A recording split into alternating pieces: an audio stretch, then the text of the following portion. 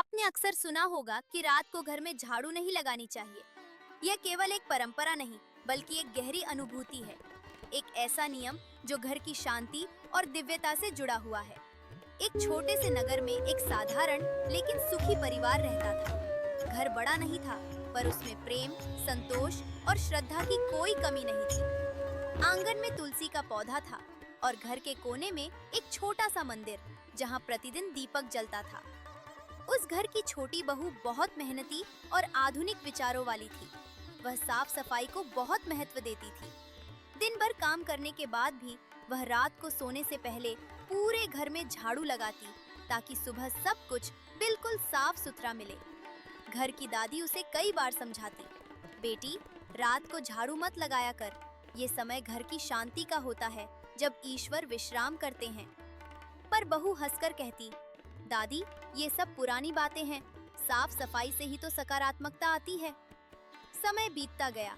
धीरे धीरे घर में अजीब सी बेचैनी आने लगी। पहले छोटी छोटी चीजें खोने लगी, फिर अचानक खर्च बढ़ने लगे। घर का माहौल जो पहले शांत था, अब तनावपूर्ण होने लगा। एक रात जब सब सो चुके थे, बहू ने फिर से झाड़ू उठाई। जैसे ही वह झाड़ू लगा रही थी, अचानक उसे लगा जैसे कोई उसे देख रहा हो। वह घबरा गई। दरवाजे की ओर देखा तो वहां एक वृद्ध साधु खड़े थे, शांत, तेजस्वी और मुस्कुराते हुए। बहू ने घबराकर पूछा, आप कौन हैं? इस समय यहाँ कैसे? साधु ने धीमे स्वर में कहा, मैं वही हूँ जिसे तुम हर दिन अपने मंदिर में याद करती हो, पर आज तुम्हें कुछ समझाने आया हूँ। बहू चौंक गई। साधु बोले, रात का समय केवल अंधकार का नहीं, बल्कि शांति का होता है। इस समय घर की ऊर्जा स्थिर होती है। जब तुम झाड़ू लगाती हो तो केवल धूल नहीं, उस शांति को भी बाहर कर देती हो। बहू की आंखें भर आईं। उसे दादी की बातें याद आ गईं। साधु ने आगे कहा, भक्ति केवल दीप जलाने में नहीं, बल्कि उन नियमों को समझने में है जो हमारे पूर्वज हमें सिखाते आए हैं। इतना कहकर साधु अदृश्य हो गए। अगले दिन बहू ने सबसे पहले दादी के चरण छुए और अपनी गलती के लिए क्षमा मांगी।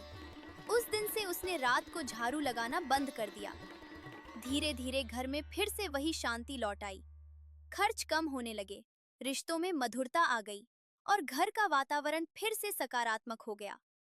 अब बहू हर रात दीपक जलाकर कहती, प्रभु, ये घर आपका है, आप इसमें विश्राम करें। इस कहानी का संदेश सरल है।